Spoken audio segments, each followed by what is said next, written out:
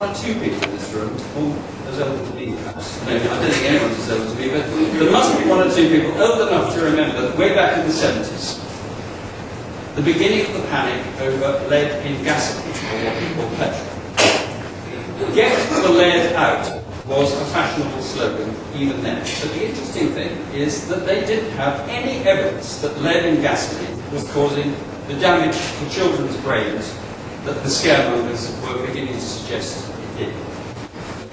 The EPA, yet again, got in on the act, and they were longing to introduce a ban on lead in gas. But there was no evidence. No serious evidence until 1979, one Dr. Robert Needleman, working up at Harvard Medical School, produced a report which seemed to provide exactly the evidence the scaremongers were after. Now, there are two heroines of this story, and this is the first time we've mentioned a very important part of the whole scare drama, which is the people, the experts, who dare to question a scare. In this case, it's two child pediatricians, child psychologists, Dr. Claire Earnhardt and Sandra Scarlett. And all the way through the 80s, they fought a tireless battle to expose the unbelievable fundamental flaws in Dr. Needleman's study. It was a catastrophic succession of scientific blunders of the most basic kind, and indeed of straight fiddling of the evidence. But the trouble was that the scare by this time had got going to such a degree that even though all around the world during the 80s, and we list quite a few of them in the book, there were up to a dozen serious studies by other scientists on this question of can the lead in gas injure children's brains. One after another, they said, no, we've got exhaustive evidence, there is no damage. But by that time, the scare momentum was developed to such an extent that, of course, in the end, the ban was introduced. The European Union is very good at jumping on any scare. And for once, they went in the lead, they followed your lead, and by 1996, lead was being banned all around the world at a cost of hundreds of billions of dollars. And the head of the EPA in 1996 said, as he paid tribute to Dr. Neal, who read the book all this about, he said, this is one of the greatest environmental achievements of all time. Almost immediately, there was another scare on it. This was a guy called Professor Tim Townsend, who some of you may have heard of, down in Florida.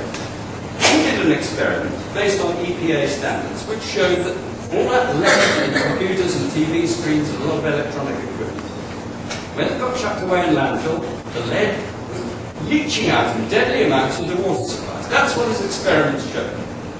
This caused a terrific stir. All around the world, people were quoting Townsend's study. The European Union, once again, right in there, saying we've got to have a complete ban on the use of lead. This deadly stuff, it's leaching out, it's going to kill millions of people. By the time the European Union was planning, not just a restriction on the use of lead in electronic equipment, but a total ban on it, something that had been absolutely crucial to the computer and electronics industries for decades because it's such a valuable and unique has unique properties. By the time that the legislators, the regulators were getting onto the subject, Professor Townsend down in Florida did another study. And he changed the terms of his tests. And he came out with a finding that showed that he had exaggerated by up to 1,000 times the problem. And he admitted, yes, the first study, I admit, was very misleading, and I wouldn't do anything to base legislation on it. But by that time it was too late, the damage was done. The European Union's ban on the use of lead in electronics had knock-on effects all over the world, not least, of course, in China and the Far East, where so much of our electronic equipment comes from. For the second time, lead had become the centre of a scare which has cost the global economy hundreds of billions of dollars. Asbestos. I bet there isn't anyone in this room who doesn't believe that asbestos has turned out to be one of the deadliest substances known to man. The truth is that they are only partly right, as I suspect quite a few of you, in fact, know.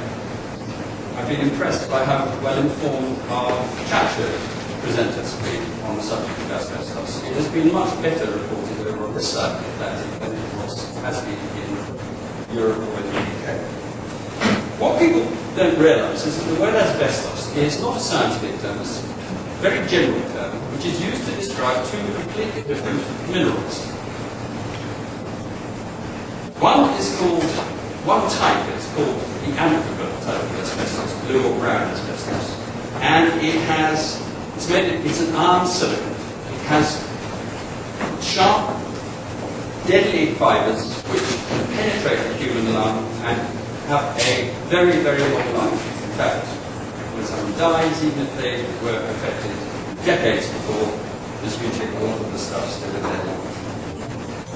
The shipyard workers, who were one of the real groups of victims down the coast here, thousands of them died of asbestos poisoning. It was a massive, genuine problem, and it was all caused by these amphibole types of asbestos, which were used for insulation in ships. Quite a different material, what is known as white asbestos, crystalline.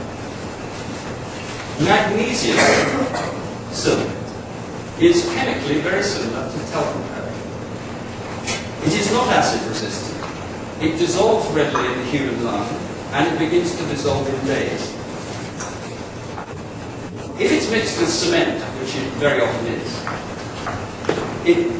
and it's by far the commonest use of white asbestos, the fibres cannot actually penetrate the human lung in this damaging way at all. More than 90% of all the asbestos products in the world are made of white asbestos, and almost all of them are, in quantity terms, white asbestos cement, which cannot cause any harm to humans. But on the back of this confusion, which originally was scientifically unwitting, to begin with, people didn't realise just how significant was the difference between these two quite different minerals. On the back of that confusion, there developed what has been, until now, one of the most costly scares the world has ever seen. It's taken two forms. One is, I think, probably familiar to you because, as I say, it has been very well reported here by, for instance, Fortune magazine. Did a famous article back in 2002 called "The 200 Billion Miscarriage of Justice." What this was about was the legal scam whereby people sued for exposure to asbestos. Originally, a lot of people who genuinely been damaged sued and got compensation. But then the thing rolled on under the momentum of a scare, until eventually thousands and thousands and thousands of people were receiving fabulous sums of money, particularly in certain jurisdictions like down in Mississippi. They were receiving money simply for having either just been in the same room as a piece of white asbestos, perhaps at the other end of the room, or even people who had had no exposure to asbestos at all, except walking down the street. It became it was described as something which joined the pantheon of great American swindlers by one of your law professors. So that was one scam. The other one, of course, once the regulators, once the EPA and others got in on the act and started to pass laws in the European Union, you got a new profession coming into being, the specialist asbestos removal contractor. And they have also made perhaps tens, perhaps hundreds of billions of dollars from going around charging absolutely exorbitant sums for removing from buildings stuff that is perfectly harmless and for which there is absolutely no safety or legal need to be removed. Although I gather in here, in the US, there is very often a legal need for stuff to be removed for which there is absolutely no requirement under any considerations of safety. So there you have two massive scams, each two lead ones and asbestos, all of which have cost sums of money, just rows of noughts right around this room. But we now come finally to what has become, as we are all aware, although not everyone would call it a scare, but those of us who would recognise it certainly as easily the greatest scare that we've ever faced.